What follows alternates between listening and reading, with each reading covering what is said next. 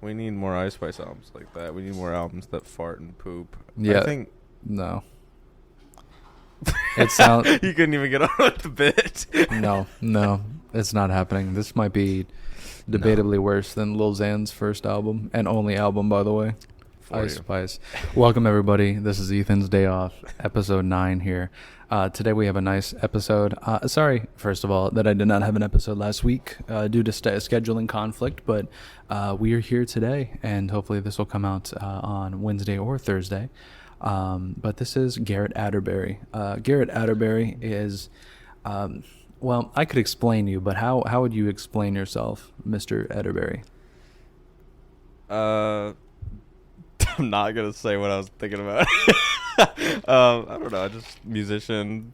I just like fucking around with sounds, pretty much, and then you know me. We've known each other for a while, so at this point, it's just like you figure it out. I will not lump in that description with certain songs I've made, certain Goblin, certain Jack Harlow songs. Those are unrelated. That was my evil Venom persona. I want to let you know, in case it ever comes back up, in case Nardwar ever mentions it, just know it's like the Green Goblin mask asking me to put it on. It was not me. Oh, man. Okay, so you've already lost all the people that are above the age of 25 on this podcast, so let me dial it back. Let's go. Nice. You did a great job polarizing my viewers as it is. Let's go. Yeah, so I met you back in 2018 or so. I was looking through Spotify and I was searching. I just searched up Lil, as in like Lil, as in Lil Xan, Lil Pump, Lil Ugly Mane, whatever you want to say. And I was just looking through all the names that people have made, and there was one in particular. All better artists at the time. All better artists at the time, and there was one that was Lil Will to Live, and I said interesting, and this was your former name. You had 2 songs. One of them was Joji, which is now retitled to something else. It was a lo-fi beat. And I contacted you through your Instagram and said, hey, let's collaborate. And 2 weeks later, out of the blue, you send me a beat through my Instagram. And then things started taking off from there. So it's been a crazy ride ever since. I mean, we've done a collaborative EP. We have done, we've planned out trips together. We've created also like there's a label as well that's been made, and some other stuff too, especially last year that was like life changing. But before I get into all of that, was there anything that you wanted to add on to that sort of biography? No, yeah, that's pretty much mostly accurate. I think what's crazy is that song that I sent you only a couple weeks in has yet to come out. It's sitting there, and we could put it out any time, but I don't know, we've never really found like a moment where it's like that is like the perfect time to do it. But I'm sure eventually it'll like find its way. Like there's no doubt in my mind that it won't come out eventually, but I think we should have released it at some point, just because it's such a weird, like, yeah, it's so weird that it's just sitting there, because it's like it's not a bad song. It has potential. It's funny that it came like so early on, and we've yet to touch it despite doing like so much together. But you know, such as music. Yeah. Where are you from? I'm from Eugene, Oregon. Now, for people that don't know Oregon in general, where is Oregon, or Eugene? Sorry, Oregon's like right below like Washington and like the Seattle region, and not a lot of people give any, like, they don't care about Oregon. Anyone who cares about Oregon just likes the nature, which is completely fair. But I'm just about 2 hours out of like the biggest city, because we pretty much only have like 2 big cities, and Eugene is the second biggest one, but it's not really that big of a city like compared to Portland. Portland's got the big buildings and it feels like a big city. Eugene just feels like a couple cities glued together that are smaller, which is kind of nice, but most people only really come here for Portland, which is fair. It's the only big city. I get you. It's the only big spot to even go to. So you've been doing music here since you were 12, 13, is that correct? Yeah, about 12, I'd say. I think I started, I want to say August of being about 12, which was 2018, and I was And you're 18 now. I probably should have waited to post things. Yeah, I'm 18 going on 19 in about 2 months, which is weird to think. I'm almost at the 20 zone. Yeah. But, yeah, it's crazy. I mean, I started in 2018, and I pretty much posted, like, the first song I made was the first thing on SoundCloud, and then I just kind of had the mindset of, like, I should just put this out because it'll force me to, like, really dial it in and really try. And I was right, but also I probably should have waited a little longer because I probably could have filtered some stuff out. But like, what super prompted fun. you to start making music? I just kind of, when I was like 7 or 8, I had like this app that I used to go on. I think I just like borrowed my brother's phone. We both liked the app, but I really liked it, and it was this. I think it was called like Music Maker Jam or some like very like presets, and you just kind of do whatever, and you can record stuff if you want, but not really. And you could buy, I think it was like these packs you could download. It's more monetized, I think, than it used to be, but you could just download these things and like put them together and like change some stuff about them and like whatever. And it was very simple, but it kind of helped make me realize like, oh, I like doing this. Like this is actually something that I find really fun and enjoyable. And so once that kind of seeped in, I mean, I did it for a couple years, like not every day, but it was definitely prevalent. I tried to learn guitar back in the day, but I was overwhelmed because while I was taking lessons, it was just like they were very long, very arduous, and I wasn't fully enjoying. Like I wasn't making it fun for myself. But that was kind of the big catalyst that made me realize that producing might be the angle I want to go down rather than just like a straightforward like guitar, piano route. And then when I was 12, I learned that FL Studio was a thing that you could just download on your computer. You didn't really need like a entry point. You could just do it. And that was super inspiring. And so I watched a couple videos on it and just kind of learned genres that I enjoyed at the time. And it helped kickstart where we are now, which is crazy to think that I started with something as simple as lo-fi and stuff like that. Because I was like, well, that's a simple genre I enjoy. And that ended up being a decent choice, even though I don't really listen to that stuff anymore. Mm-hmm. Yeah, that's what I originally found you through, and then it's weird how I will find my next episode too is the same way, but it's like you find people through the weirdest channels. Like I found you literally through Spotify. I found another dude next week that I'm interviewing through Fiverr. It's just weird. And then I found you through lo-fi stuff, and now you're making records that that are radically different from what you originally intended on making. Yeah, it's a crazy departure, and like I obviously I know the guy you're interviewing next as well, so it's like thinking about him as well. It's like to think that you guys met through Fiverr is pretty interesting because you wouldn't expect him to be like that route, but at the same time, I'm glad you guys did because it's such an interesting lane of music that he does, and he's released some pretty good songs here and there that I think are super neat, and he's got a really interesting style to him.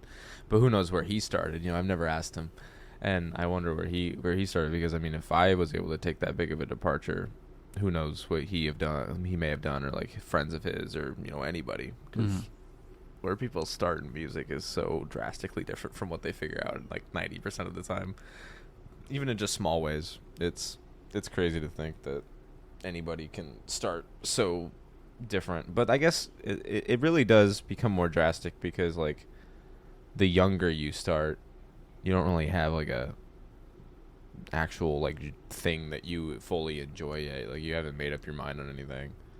So, starting at like 12 or 13 is so different than like starting at like 25, because 25 you kind of know what you like, but you don't know what you like creating. 12 is like you barely know what you're doing, and then you start making music and you're like, I don't know what this is, let me just throw everything out unmixed, unmastered, what even is that? Right. And you gotta fill in those blanks later, and you realize how stupid you seem back in the day, but every 13-year-old's a little stupid. It's just how it is. Yeah, man, it's how it goes. I mean, that was the same way with my first record that I did. It's like it's just that's just how it goes. I borrowed my headphones from one of my best friends at the time, Miro, and I was like, hey, I'm gonna have to mix this record. You got any headphones? He gave them to me, and then the mix was terrible. So that's just how it goes sometimes. You just figure out those things. I know a thing or two about terrible mixing.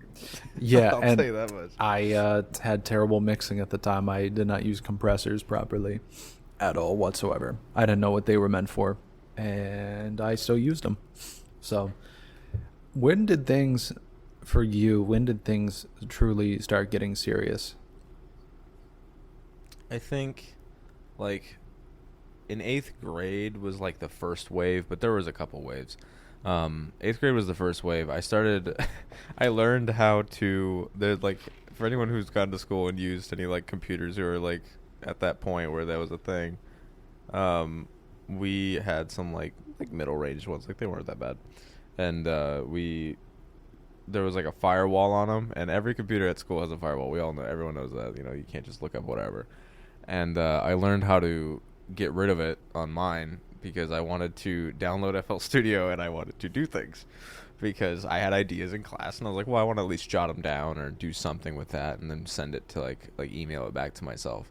And so I started doing that in a couple classes. Like I was only really able to do it. I had like a French class for a year, and that was the only time I was able to do it because we didn't have like a ton of work to do that was like super like peer related. It was more so just like we did it. We occasionally did peer stuff, and the rest of the time you could kind of just do whatever you wanted as long like you get ahead on classes and stuff. She was super lenient because it was a pretty small class. Everyone was kind of already on top of it, but I went through that and I would start like sample browsing and like doing all this stuff and sending it back to myself, and I thought it was very funny because like that was the first time I had ever done anything like that, and it actually ended up being on an album at the time. It's not out anymore, but it was for a little bit, which I thought was pretty funny. And that was kind of wave 1, but to be fair, wave 2 was like, I'd say like 2021, because like prior to that I was doing stuff, I was occasionally making things, but I was just kind of like, I had the idea of an album at the time, but I didn't have like a scope or anything. I was just like, well, I'm just going to throw a couple tracks I like on a thing and just whatever works. Right. I didn't really have any visions for them or like an end goal for the project or like a sound in mind. Like the sound would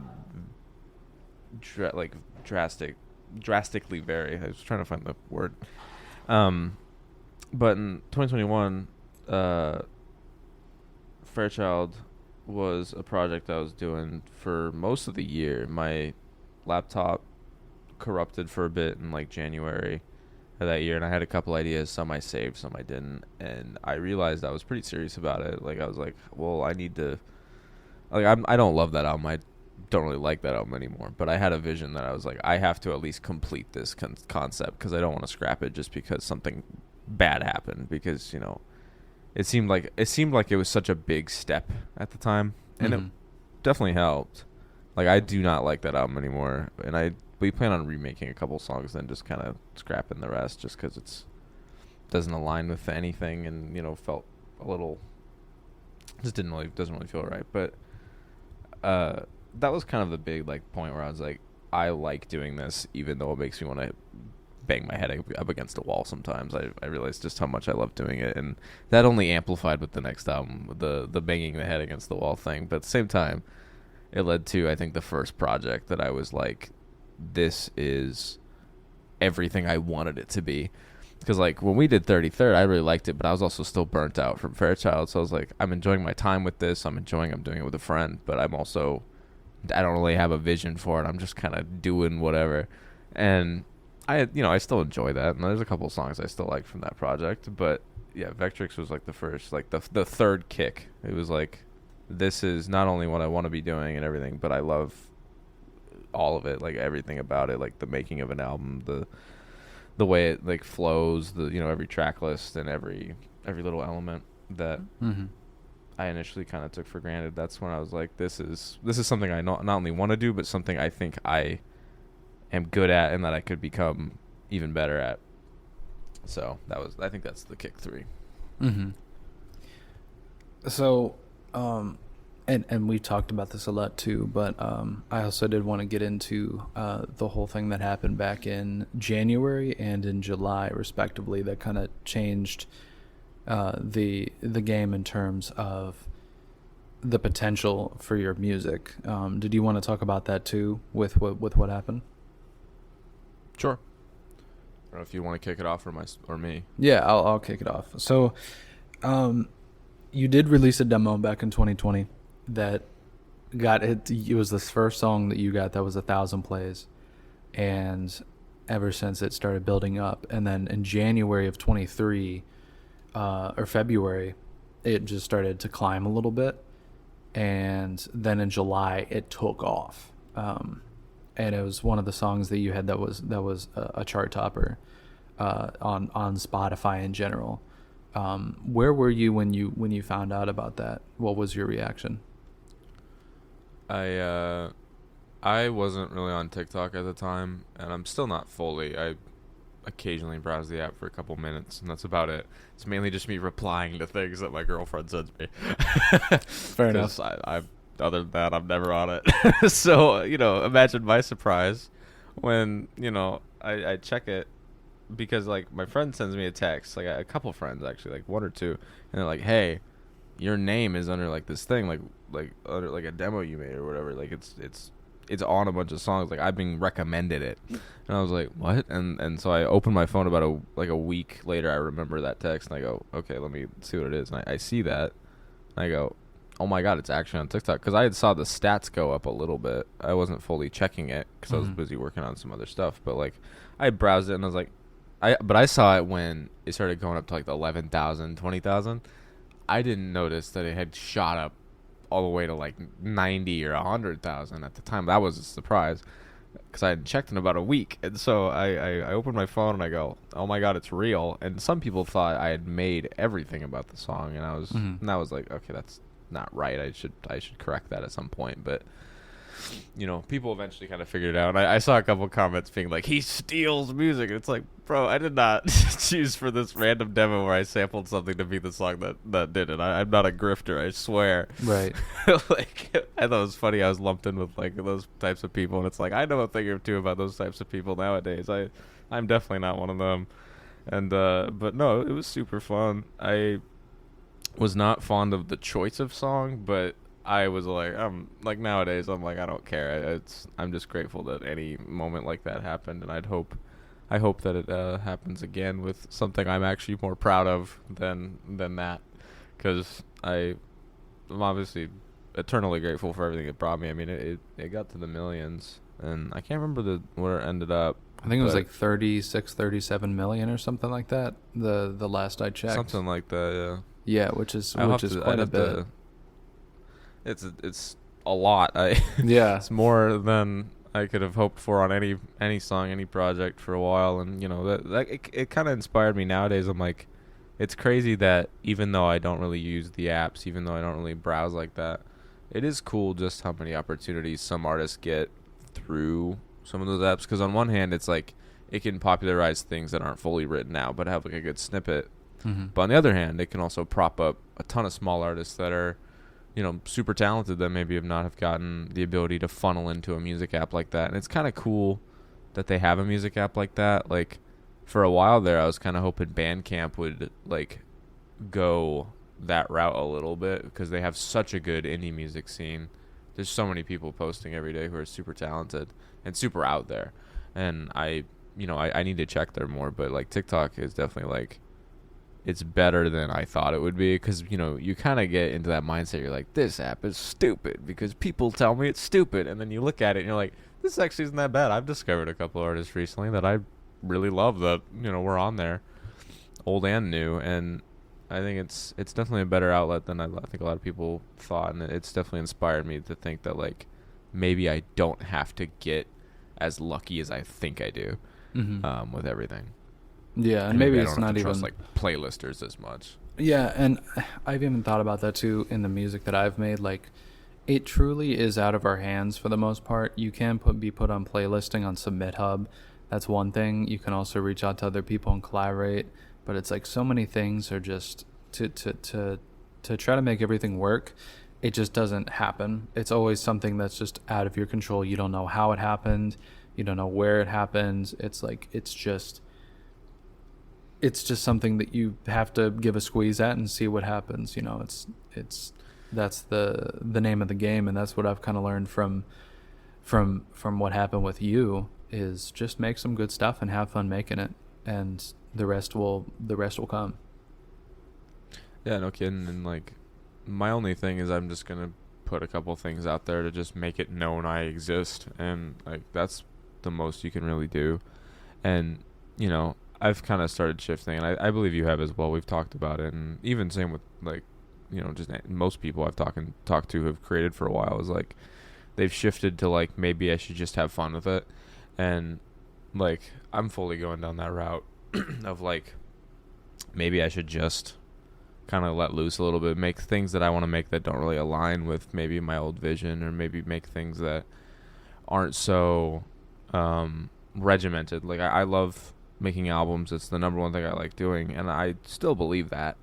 I'm a little particular nowadays about what goes on the profile, what doesn't, but I realize it's like there's more outlets than that. You can make songs that are just there. You can make things that are just like there. They don't have to serve a bigger purpose if you really like it. Mm-hmm. And that includes like videos, and you know, whether you want to script it, whether you just want to make things that call to you.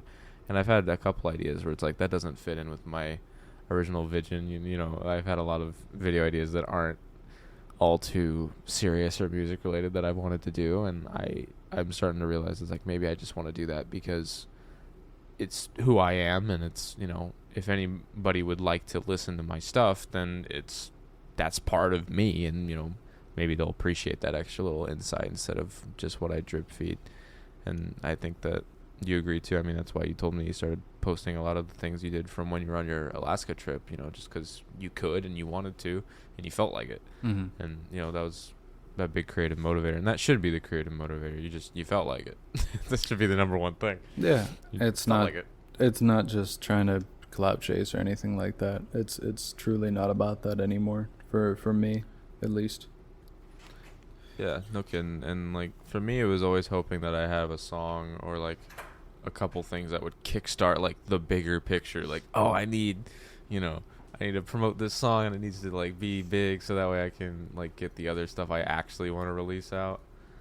But in reality, it's like I obviously want my stuff to do well. Who doesn't want their stuff to do well? Mm-hmm. But I'm no longer picky about what really causes a lot of it. And like, I just think that it's not as strict as like a lot of people think, and as I once thought. Like, I think that even though I haven't posted a lot of stuff about like Vectrix, for example, and Executioner's over 100,000, and I was like super thrilled about that. Mm-hmm. And like, it's not like some big hit or anything, but it was something where I was like, sick, you know, I didn't have to do much, and you know, it did that, and it had its little run that I enjoyed, and it made me realize like there really is a lot of little victories you can take from stuff like that, and you know, you hope they'll grow to be bigger, and you know, I hope I do this as a job, as a living, eventually. But you know, at the end of the day, what really keeps me going is the little victories like that, and just little self victories where like I made something better than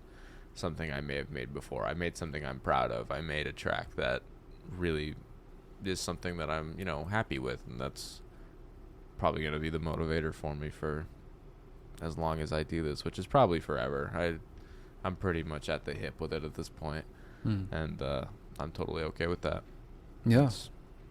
What are some of your motivations or influences, like individuals or people?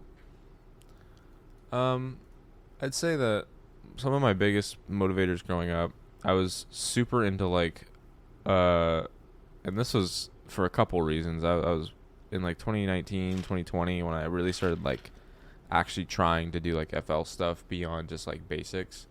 I was super into like Joji and stuff like that at the time, and obviously the name, but like I think the big reason why he kind of spoke to me at the time was just because of the fact that he had done such a drastically different career prior to that, and the fact that he was still able to shift pretty seamlessly into being not only taken seriously, but acclaimed and liked and doing it into where there are still some people who like him for his old stuff, and I still appreciate the old stuff just because I was a kid and I watched it and I liked it as a kid.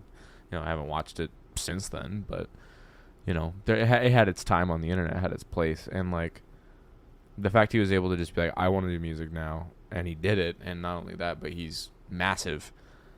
Sure, he had a much bigger platform to jump off of, but like the fact that he was able to just do it and do what he wanted to do was pretty inspiring to me at the time, who thought that you had to like get some sort of deal or get like studio time to do things, because I thought, it's still like something where you have to have an entry point, but the entry point is just the want, the need, and the love to do it. Mm-hmm. And that's really all that you have to do, and that's what should carry you. And that was one of the biggest motivators, was like artists like him. And seeing other indie artists when you started is kind of nice, because you realize you're not alone in trying to like actually get up there, because you already know that a little bit, but to know that subconsciously is different than to like I guess seeing it's better than just being like, well, I know there's other people. It's like you really see it, and that helped, and you get to form some connections with people you like, and you kind of realize that like those motivators, like, oh, you can just do whatever, oh, you can just download whatever, you can just pursue whatever, was pretty crazy to me, because I didn't realize it was that limitless. And I like that a lot, because while on one hand you never know it works, it also means you never know it works. It's both ways with that statement. And that was pretty big to me, because I saw a lot of genres like that, and like seeing artists within certain genres, but then you look at the genre and you're like, there's so much variety. Seeing that you didn't have to like fill any void for anybody was pretty cool. Mm-hmm. And for a bit there, it was just like, oh, you can just do whatever, and that was a big jump start, and that was a big inspiration, because it made me realize I didn't have to do what I saw on the radio. I didn't have to do any of that stuff, and that was the number one motivator, was I'm gonna make something that eventually I could shape out a sound that is me. And because I really wanted it at the time, I really just wanted a way to express myself. Because when you're 13, 14, and you're, every 13, 14-year-old goes through this, and maybe later, maybe earlier, the whole, like, I just wish I could, like, put it out there in some other way, because, you don't know how words work back at that time. You don't know how to say anything without, like, just feeling like there's peanut butter in your mouth. And so at the time, I was like, I want a way to do it. And eventually, the music and me have become so one and the same that my number one go-to at any given point is turning on FL Studio and just figuring something out. And you realize how much that is a motivator at the time. Like when you're 14 and you're making songs, you're like, this is me. And then 4 years later, you go, no, this was stupid. But hey, props to you for putting your heart out there. And that's, I'd say, as much of a ramble as this answer has been, I'd say that's the number one thing. It's just I always wanted to just put my heart out there in a way that felt like it could like stand the test of time.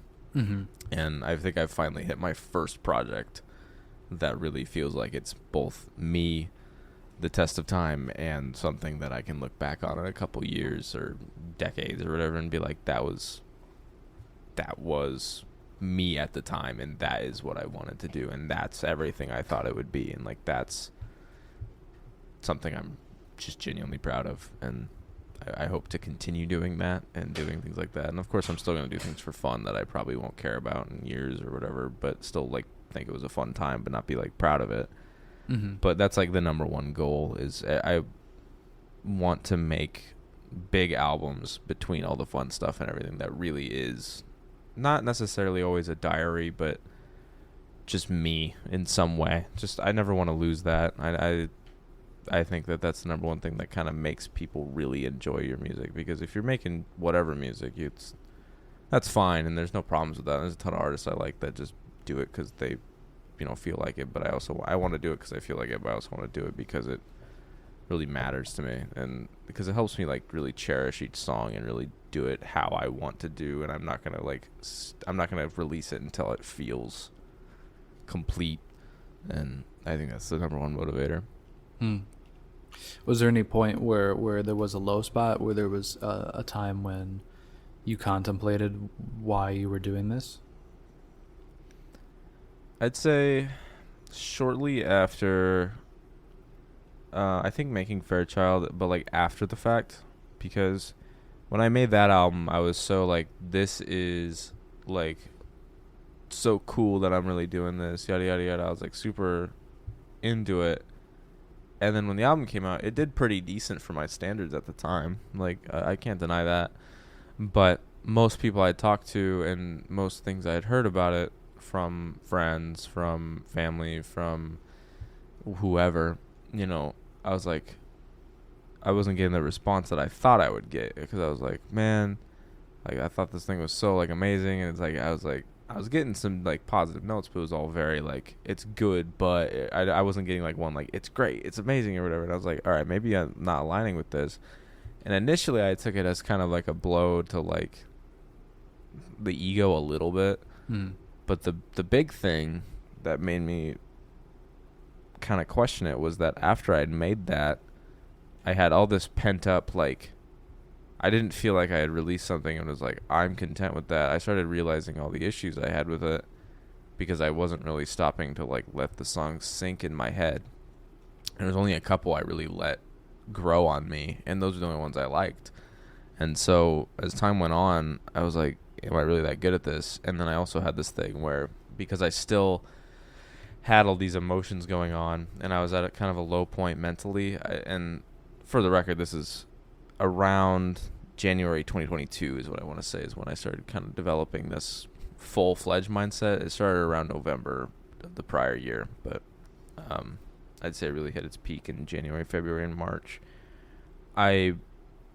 We had the COVID lockdowns, and I wasn't in like school, and I had talked to some people, but it was very scarce, and I just felt like I didn't have like a perspective on anything. I felt like I was like, well, I did this album, but it's not as good as people want.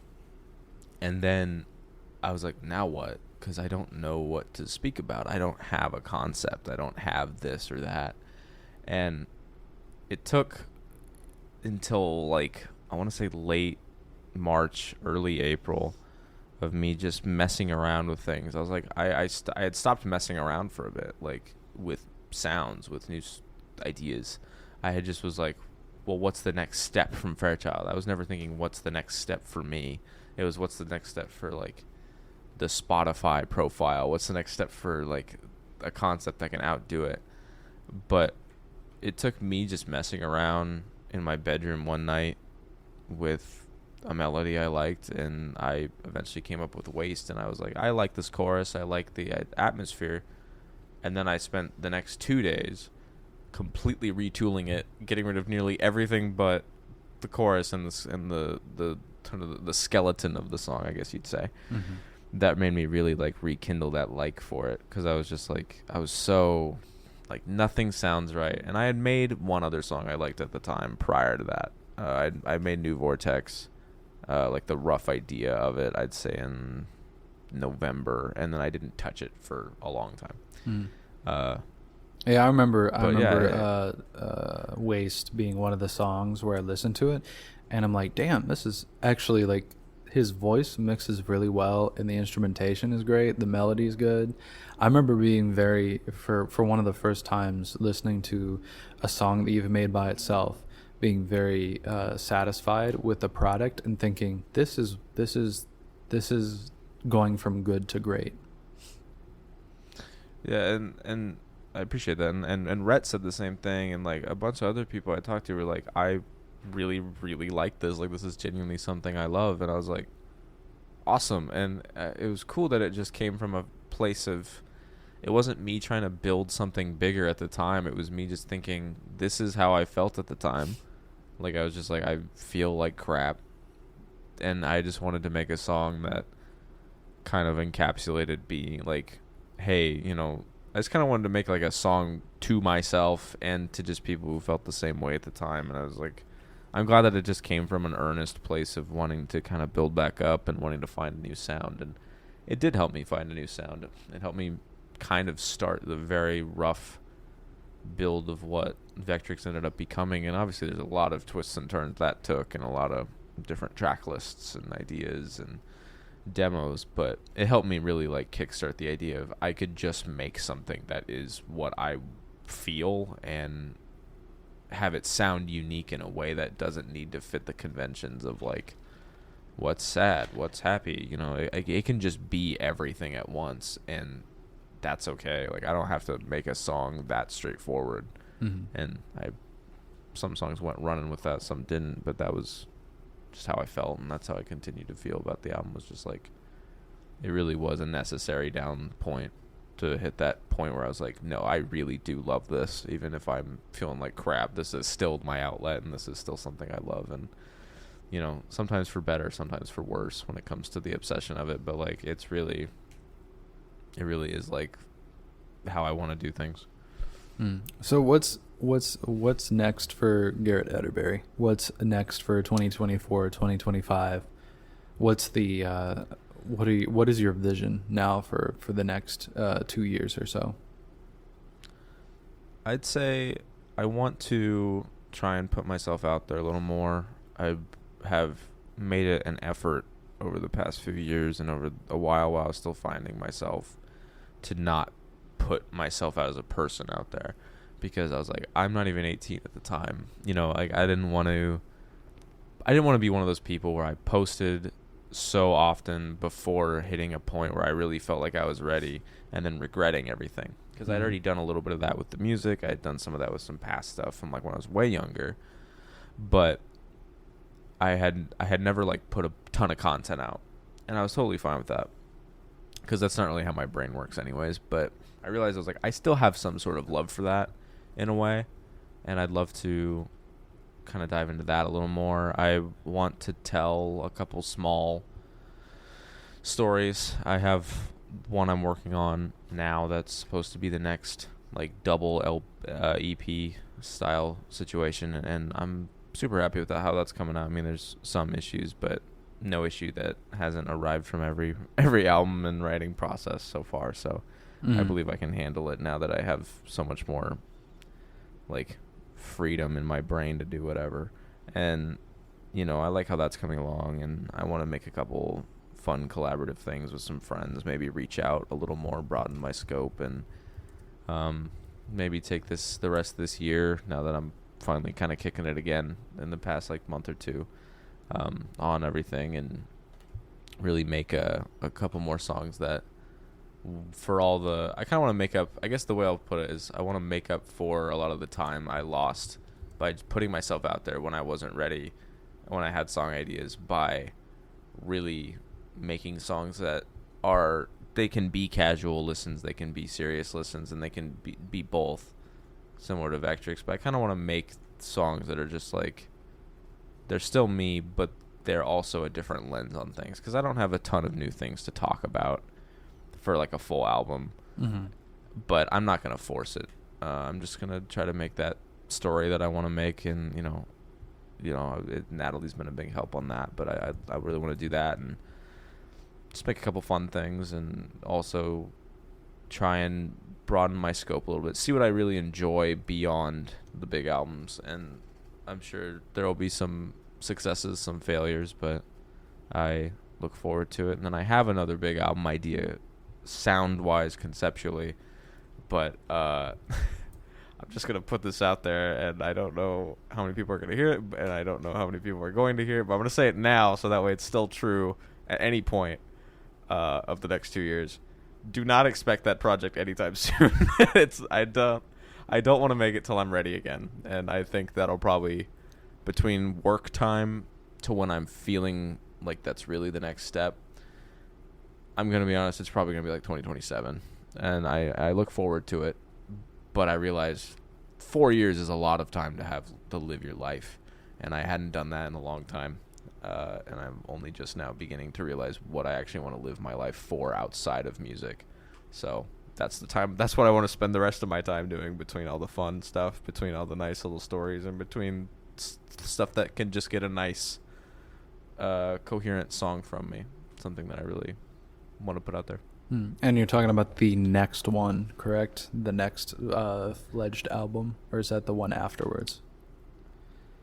The next album will technically be the 2 EPs from next year put together. But the next big Vectric style, it's one fell swoop style thing where it's really like, this is the world of the album. This is, you can either take it or leave it. Like, this is me. The next diary style one that's going to be put into like a story. The next My Beautiful Dark Twisted Fantasy, in a sense. Yeah, let's maybe not put it that high up on people's pedestal, but yeah. No, actually, let's go for it. I might as well.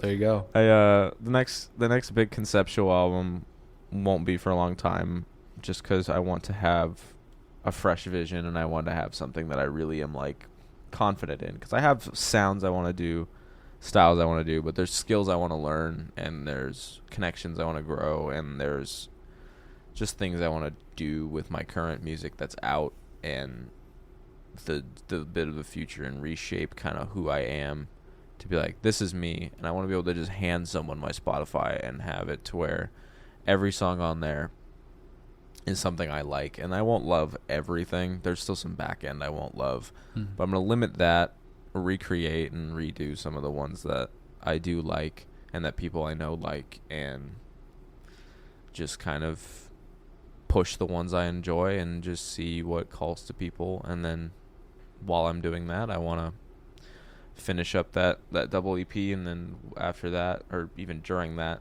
we'll see how many new connections and how many new little ideas and little fun stuff I can do between then, just to kind of give people a little bit of everything I like, because there's a ton of demos sitting in there that I don't like, but some of them don't align with maybe an album, whether they're serious or jokey or whatever. But I there's a lot of them I do still want to put out regardless, that I want to see to the end, and I think that is worth that before I take on the next big thing. Okay. Very good. Garrett, what would you say as a piece of advice, not only to, let's say, musicians, but also people in general? I'd say a couple small ones I have are, I guess the number one thing is that I've started to adopt is, when you make a regiment, when you make a plan, and when you put your heart or your mind to something, really study yourself before you try and make something too regimented. Because if you're younger, if you're my age, even if you're older, it doesn't really matter. As long as you really actually explore how you react to things, it's huge. It's very critical.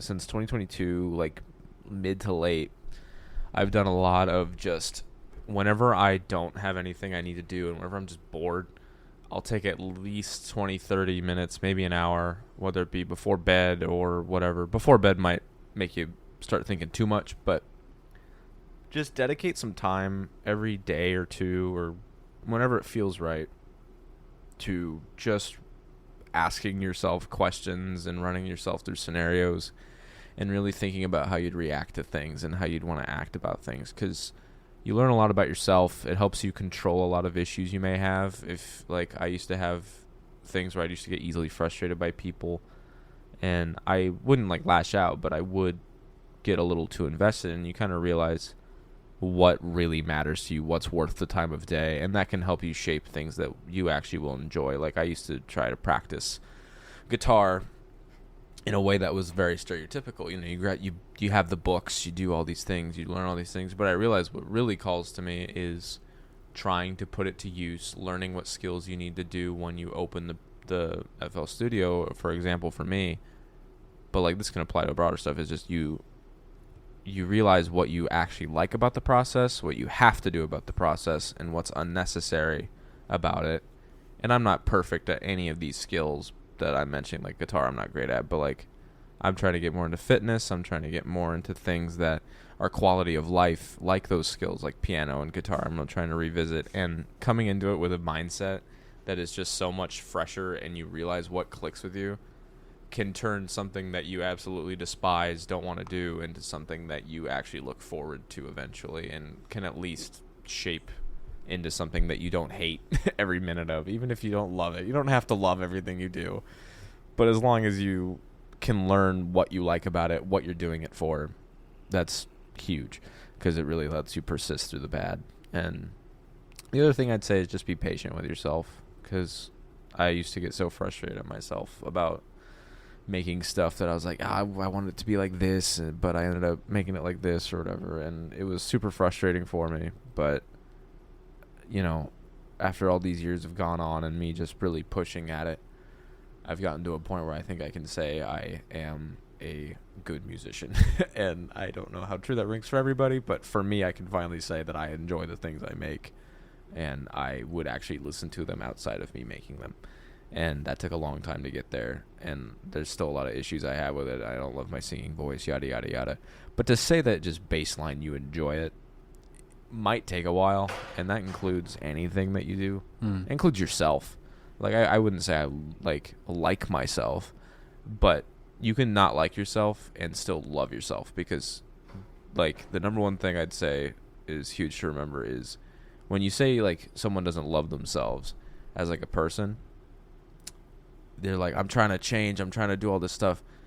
And the number one thing you got to remember is the reason you're trying to change is because you love yourself, because you want to see improvement from yourself. You do love yourself. You may just not like where you are, and that's completely fine. You're okay to not like yourself, as long as you realize that if you're trying, that comes from a place of love, and that took a long time for me to realize, and I hope that people do realize that eventually about themselves, whether they have or haven't already.